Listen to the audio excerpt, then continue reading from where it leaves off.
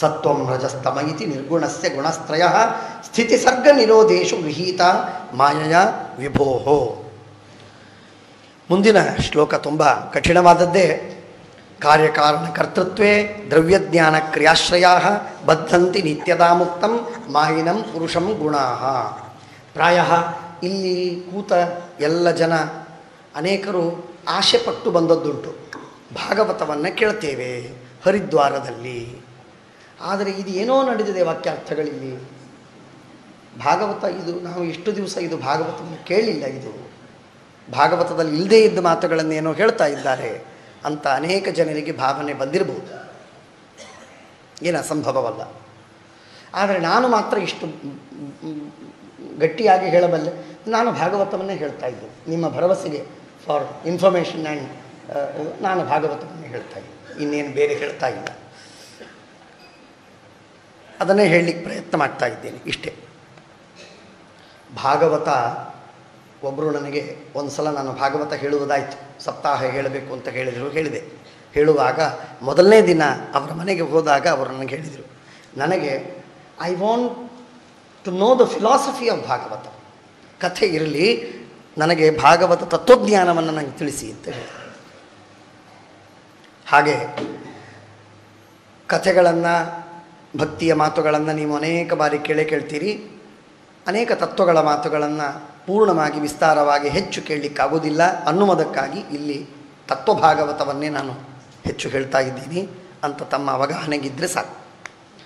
ಕಾರ್ಯಕಾರಣ ಕರ್ತೃತ್ವೇ ದ್ರವ್ಯಜ್ಞಾನ ಕ್ರಿಯಾಶ್ರಯಾ ಬದ್ಧಂತಿ ನಿತ್ಯದಾ ಮುಕ್ತಂ ಮಾಯಿನಂ ಪುರುಷಂ ಗುಣಾಃ. ಸಂಸಾರ ಅಂತ ನಾವು ಎಲ್ಲ ಕಡೆಗೆ ಮಾತಾಡ್ತೇವೆ.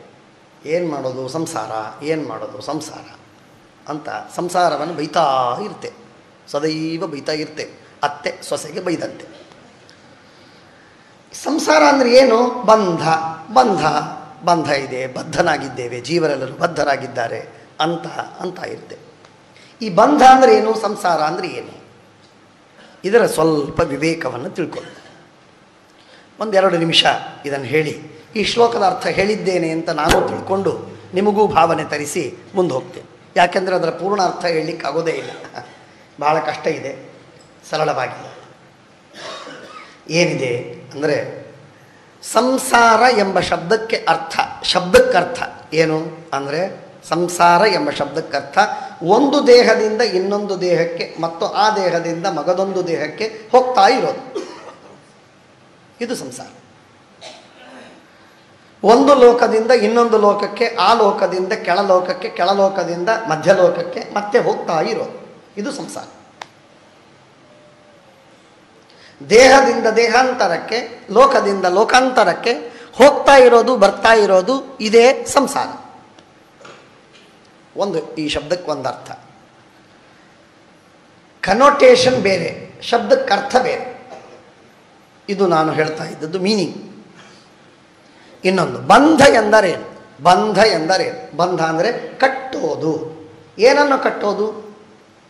ಪ್ರತಿಬಂಧನ ಮಾಡೋದು, ನಿಲ್ಲಿಸೋದು, ತಡೆಗಟ್ಟೋದು. ಏನನ್ನು ತಡೆಗಟ್ಟೋದು? ಬಹಳ ವಿಚಿತ್ರವಾಗಿದೆ. ಇದು ದೀಪ. ಈ ದೀಪದ ಮೇಲೆ ಎರಡು ಲಿಡ್ಡಿದೆ, ಅವುಗಳನ್ನು ಮುಚ್ಚಿಬಿಟ್ರೆ ಪ್ರಕಾಶವಾಗುವುದಿಲ್ಲ, ಬೆಳಕು ಬರುವುದಿಲ್ಲ. ಒಳಗೆ ದೀಪವಿದ್ದರೂ ಕೂಡ ಮೇಲೆ ಮುಚ್ಚಳವನ್ನು ಮುಚ್ಚಿಬಿಟ್ರೆ ಅದು ಮುಚ್ಚಿ ಹೋಗ್ತದೆ, ಪ್ರಕಾಶವಾಗುವುದಿಲ್ಲ. ಇದೇ ಬಂಧ. ನಾನು ಜೀವ, ಜೀವ ಸ್ವಪ್ರಕಾಶ, ಜ್ಞಾನಮಯ, ಚಿನ್ಮಯ.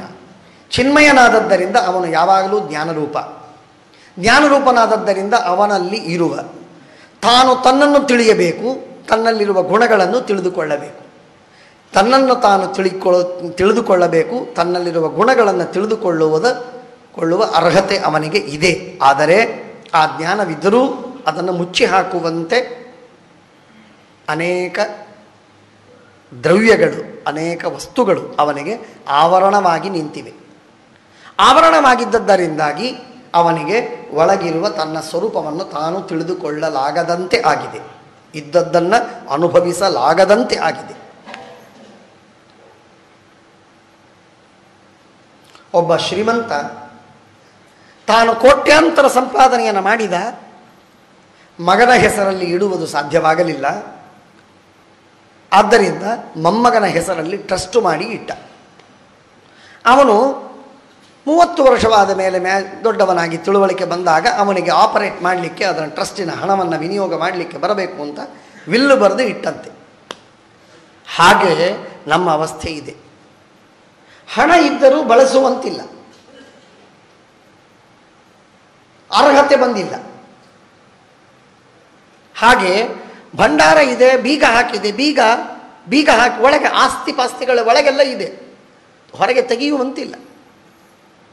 ನಮ್ಮ ಜೀವಸ್ವರೂಪದಲ್ಲೂ ಆನಂದ, ವಿನಯ, ಜ್ಞಾನ, ತೇಜಸ್ಸು, ನಾನಾ ಸದ್ಗುಣಗಳು, ಉತ್ತಮವಾದ ಸದ್ಗುಣಗಳು ಉತ್ತಮ ಜೀವರಲ್ಲಿ, ಸಾತ್ವಿಕ ಜೀವರಲ್ಲಿ, ಮೋಕ್ಷ ಯೋಗ್ಯರಲ್ಲಿ ಇವೆ.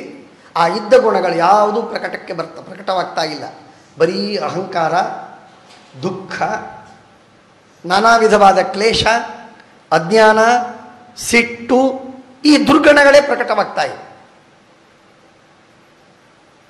ಹಾಗಾಗಿ ಒಳಗಿದ್ದ ಗುಣಗಳನ್ನೆಲ್ಲ ಮುಚ್ಚಿ ಹಾಕುವುದೇನಿದೆ ಇದು ಬಂಧ.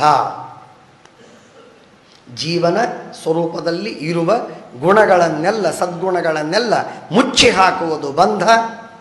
ಆ ಮುಚ್ಚಿ ಹಾಕಿದ್ದರಿಂದಾಗಿ ಒಂದು ದೇಹದಿಂದ ದೇಹಾಂತರ, ಒಂದು ಲೋಕದಿಂದ ಲೋಕಾಂತರಕ್ಕೆ ಓಡಾಡುವುದು ಸಂಸಾರ. ಇದಕ್ಕೆ ಕಾರಣವೇನು ಅಂತ ಪ್ರಶ್ನೆ. ಇದಕ್ಕೆ ಕಾರಣವೇನು ಅಂತನ್ನುವ ಪ್ರಶ್ನೆಗೆ ಸರಳವಾದ ಉತ್ತರವನ್ನು ಒಂದೇ ಮಾತಿನಲ್ಲಿ ಕೊಡ್ತಾರೆ. ನಾವು ಪ್ರಧಾನವಾಗಿ 2, ಸ್ವಲ್ಪ ಹೆಚ್ಚು ಬೆಳೆಸಿದರೆ 3, ಇನ್ನೂ ಸ್ವಲ್ಪ ವಿಸ್ತಾರವಾಗಿ ಹೇಳುವುದಾದರೆ 7 ತಪ್ಪುಗಳನ್ನು ನಾವು ಮಾಡಿದ್ದೇವೆ. 3 ತಪ್ಪುಗಳನ್ನು ಮಾಡಿದ್ದೇವೆ, ಅಥವಾ 2 ತಪ್ಪುಗಳನ್ನು ಮಾಡ್ತಾ ಇದ್ದೇವೆ. ಏನು? ದೇವರು ಸ್ವತಂತ್ರ, ನಾವು ಸ್ವತಂತ್ರರಲ್ಲ. ದೇವರು ಸ್ವತಂತ್ರನಾಗಿದ್ದಾನೆ, ನಾವು ಸ್ವತಂತ್ರರಲ್ಲ. ದೇವರು ನಮಗೆ ಪ್ರೇರಣೆ ಮಾಡ್ತಾನೆ, ಪ್ರೇರಣೆ ಮಾಡಿದಾಗ ನಾವು ತಿಳಿಯುತ್ತೇವೆ. ನಮಗೆ ಜ್ಞಾನ ಬರುವುದು ದೇವರ ಪ್ರೇರಣೆಯಿಂದ, ನಾವು ಕರ್ಮವನ್ನು ಮಾಡುವುದು ದೇವರ ಪ್ರೇರಣೆಯಿಂದ. ದೇವರು ಸ್ವತಂತ್ರ, ನಾವು ಪರತಂತ್ರ. ಸ್ವತಂತ್ರ ದೇವರಾದರೂ ನಾವು ಪರತಂತ್ರರಾಗಿದ್ದರೂ ನಮ್ಮನ್ನು ನಾನು ಕಣ್ಣಿನಿಂದ ನೋಡಿದೆ ಅಂತನ್ನುವಾಗ ನಾನು ಸ್ವತಂತ್ರವಾಗಿ ಕಣ್ಣಿನಿಂದ ನೋಡಿದೆ ಅಂತ ನಾನು ಭಾವಿಸ್ತೇನೆ. ಇದು ಈ ಸ್ವಾತಂತ್ರ್ಯ ಬುದ್ಧಿ, ಸ್ವಾತಂತ್ರ್ಯ ಜ್ಞಾನ, ನಾನು ಸ್ವತಂತ್ರವಾಗಿ ಮಾಡಿದೆ, ಜ್ಞಾನ ಮಾಡಿಕೊಂಡೆ ಎಂಬುದೇನು ತಿಳುವಳಿಕೆ ಇದೆ, ಇದಕ್ಕೆ ಅಹಂಕಾರ ಎಂದು ಕರೀತಾರೆ. ದೇವರು ಸ್ವತಂತ್ರ, ನಾನು ಸ್ವತಂತ್ರನಲ್ಲ, ಆದರೆ ನಾನು ತಿಳಿದದ್ದು ನಾನು ಸ್ವತಂತ್ರ ಅಂತ.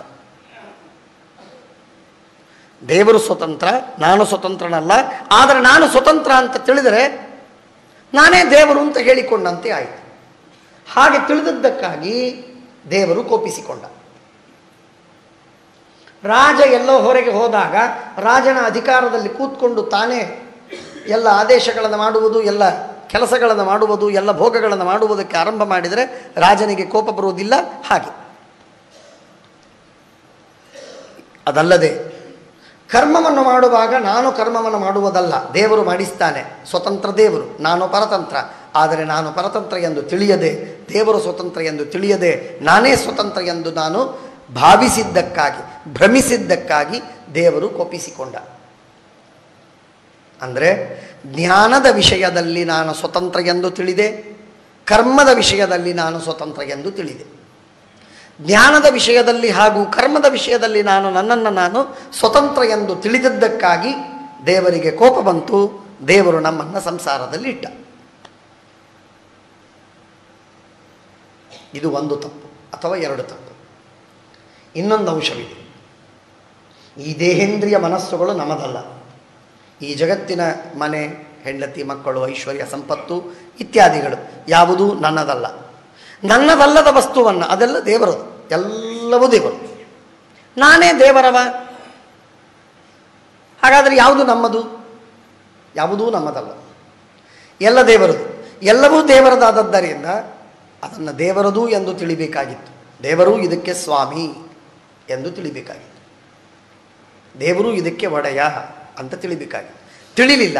ನಾನೇನು ತಿಳಿದೆ? ಇದು ನನ್ನ ದೇಹ, ನನ್ನ ಇಂದ್ರಿಯ, ನನ್ನ ಮನಸ್ಸು, ನನ್ನ ಮನೆ, ನನ್ನ ಹೆಂಡತಿ, ನನ್ನ ಮಕ್ಕಳು, ನನ್ನ ಸಂಪತ್ತು, ನನ್ನದೆಲ್ಲ ಎಂದು ಭಾವಿಸಿದ್ದಕ್ಕಾಗಿ ಇದಕ್ಕೆ ಸ್ವಾಮಿತ್ವ ಭ್ರಮ ಅಂತ ಕರೀತಾರೆ. ದೇವರು ಸ್ವಾಮಿಯಾದವನು, ನಾವು ಸ್ವಾಮಿ ಅಲ್ಲ. ಆದರೆ ನಾವು ನಮ್ಮನ್ನು ಸ್ವಾಮಿ ಅಂತ ತಿಳಿದರೆ ದೇವರು ಕೋಪಿಸಿಕೊಳ್ತಾನೆ. ಅದು ಕಾರಣ ದೇವರು ನಮ್ಮನ್ನು ಸಂಸಾರದಲ್ಲಿ ಇಟ್ಟ.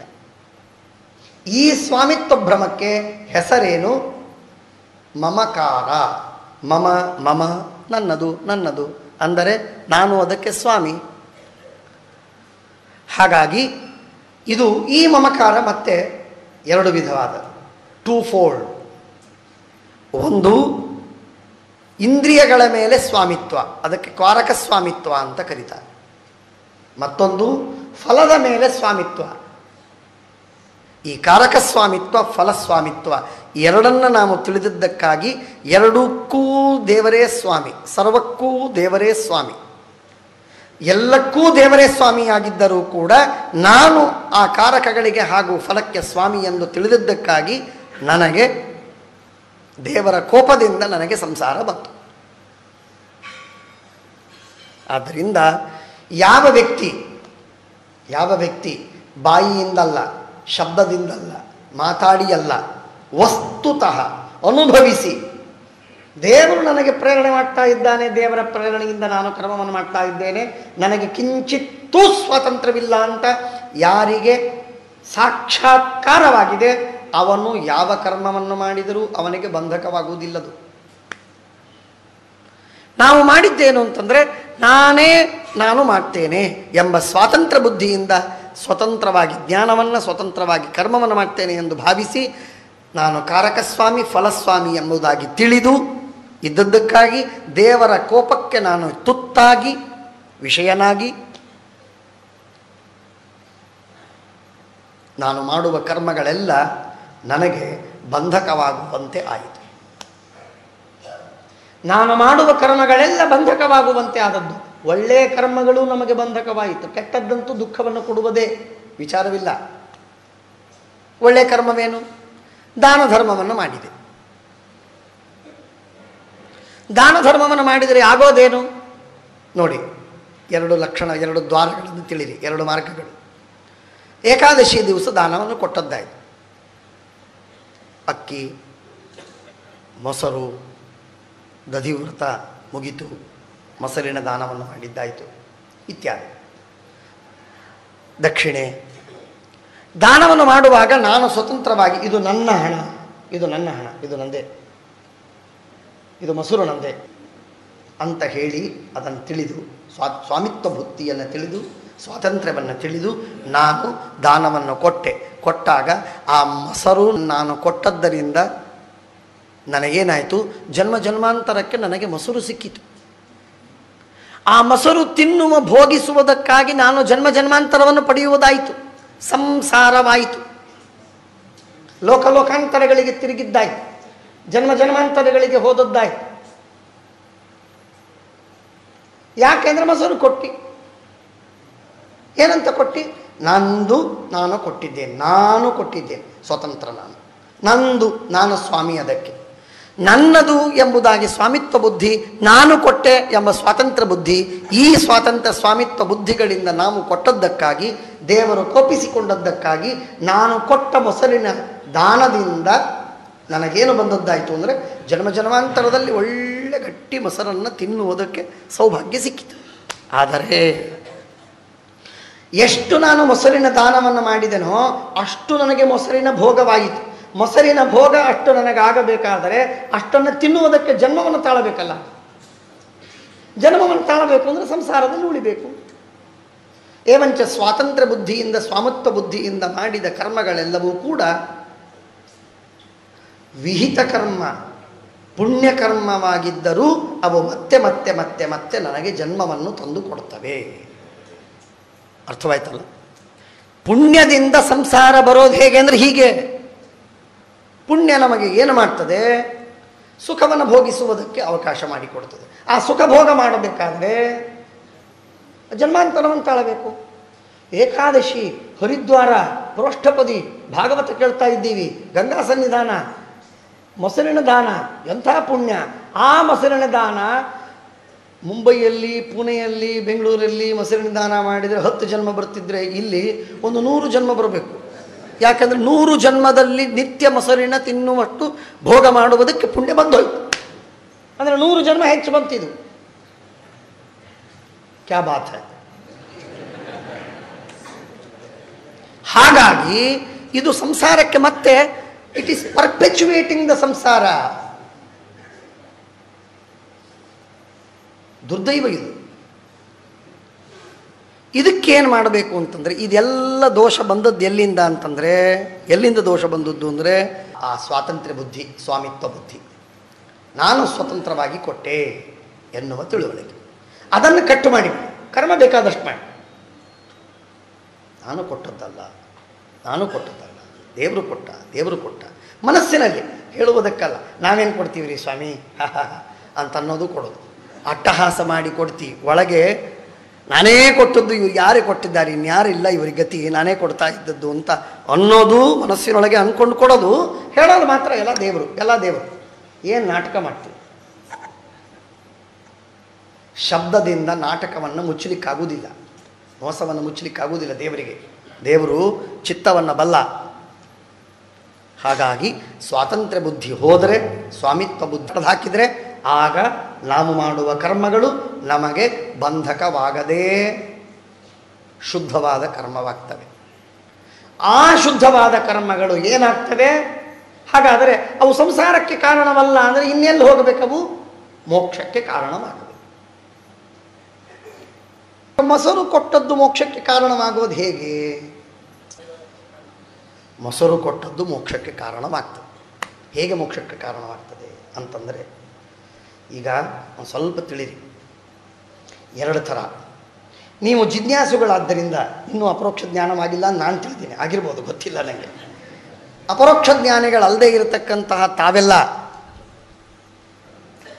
ಯಾರು ದಾನ ಕೊಡ್ತೀರೋ, ದಾನ ಧರ್ಮಾದಿ ಕರ್ಮಗಳನ್ನು ಮಾಡ್ತೀರೋ, ಕರ್ಮವನ್ನು ಮಾಡುವಾಗ ಸ್ವಾತಂತ್ರ್ಯ ಬುದ್ಧಿ ಇಲ್ಲದೆ ದೇವರೇ ಸ್ವತಂತ್ರ, ಆ ಭಗವಂತನ ಪ್ರೇರಣೆಯಿಂದ ನಾನು ಮಾಡಿದ್ದೇನೆ, ಇದು ನನ್ನದಲ್ಲ ಎಂಬುದಾಗಿ ಮನಸಾರೆ ತಿಳಿದು, ಸಾಕ್ಷಾತ್ಕಾರವೂ ಅಲ್ಲ, ಮನಸಾರೆ ತಿಳಿದ ಮಾತ್ರಕ್ಕೆ ಅಷ್ಟಕ್ಕೂ ಕೂಡ ಭಗವಂತ ಮೆಚ್ಚಿಕೊಂಡು ಆಯಿತು, ತಿಳಿದಾದರೂ ತಿಳಿದಿದ್ದಾನಲ್ಲ ಸಂತೋಷ ಅಂತ ಹೇಳಿ ಆ ಸಂಸಾರದ ಮಾರ್ಗಕ್ಕೆ ಹೋಗುವ ಕರ್ಮವನ್ನು ಮೋಕ್ಷಕ್ಕೆ ಮಾಡಿಕೊಟ್ಟ. ಅದರಿಂದ ಪುಣ್ಯ ಬಂತು. ಆ ಪುಣ್ಯವನ್ನು ಪರಮಾತ್ಮ, ಅದು ಭಾರಿ ಶುದ್ಧವಾಗಿರುವಂತಹ ಪುಣ್ಯ, ಅದು ಬಹಳ ಶುದ್ಧವಾದ ಪುಣ್ಯ. ಆ ಶುದ್ಧವಾದ ಪುಣ್ಯವೇನಿದೆ ನೋಡಿ, ಅತ್ಯಂತ ಶುದ್ಧವಾದ ಪುಣ್ಯ. ಆ ಪುಣ್ಯವನ್ನೆಲ್ಲ ಪ್ರತ್ಯೇಕವಾಗಿ ಅಕೌಂಟ್ ಮಾಡಿ ಅದರಲ್ಲಿ ಹಾಕಿಟ್ಟಿರ್ತಾನೆ. ಬಹಳ ಶುದ್ಧವಾದದ್ದು. ಅದನ್ನು ಯಾವುದಕ್ಕೂ ಬಳಸುವುದಿಲ್ಲ, ನಿಮಗೆ ಮೊಸರು ಉಣಿಸೋದಿಲ್ಲ ಅದರಿಂದ ತಗೊಂಡು. ಅದನ್ನು ಉಪಯೋಗಿಸಿ ಏನು ಮಾಡ್ತಾನೆ ಪರಮಾತ್ಮ?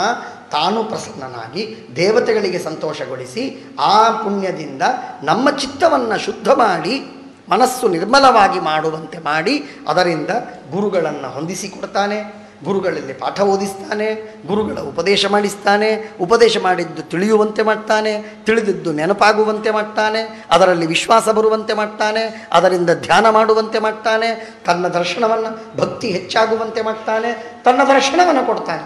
ಅಪರೋಕ್ಷ ಜ್ಞಾನ ತನಕ ಈ ಮೊಸರಿನ ದಾನ ಸಹಾಯಕವಾಗ್ತದೆ. ಅಪರೋಕ್ಷ ಜ್ಞಾನದ ತನಕ ಈ ಮೊಸರಿನ ದಾನ ಸಹಾಯಕವಾಗಿದೆ. ಇದು ಒಂದೇ ಒಂದು ಕಾರಣ, ಯಾಕೆ ಸ್ವಾತಂತ್ರ್ಯ ಬುದ್ಧಿಯನ್ನು ಬಿಟ್ಟು, ಸ್ವಾಮಿತ್ವ ಬುದ್ಧಿಯನ್ನು ಬಿಟ್ಟು ನಾವು ಆ ಸತ್ಕರ್ಮವನ್ನು ಮಾಡಿದ್ದೇವೆ. ನಿಷ್ಕಾಮವಾಗಿ ಮಾಡಬೇಕು, ಸ್ವಾತಂತ್ರ್ಯ ಬುದ್ಧಿಯನ್ನು, ಸ್ವಾಮಿತ್ವ ಬುದ್ಧಿಯನ್ನು ಬಿಡಬೇಕು, ಭಗವತ್ ಪೂಜೆಯೆಂದಾಗಿ ತಿಳಿಬೇಕು. ಇಷ್ಟಾದರೆ ಆಗ ಕರ್ಮಗಳು ಮೋಚಕವಾಗ್ತದೆ. ಅಂದರೆ ಬಂಧನ ಎನ್ನುವುದು, ಸಂಸಾರ ಎನ್ನುವುದು ಗೊತ್ತಾಯಿತು, ಬಂಧ ಎನ್ನುವುದು ಗೊತ್ತಾಯಿತು. ಅದಕ್ಕೆ ಕಾರಣವೇನು ಅಂತನ್ನುವುದು ತಿಳಿಯಿತು. ಕಾರಣವೇನು? ಅಭಿಮಾನ. ಏನದು? ನಾನು ಮಾಡಿದೆ ಎಂಬ ಸ್ವಾತಂತ್ರ್ಯ.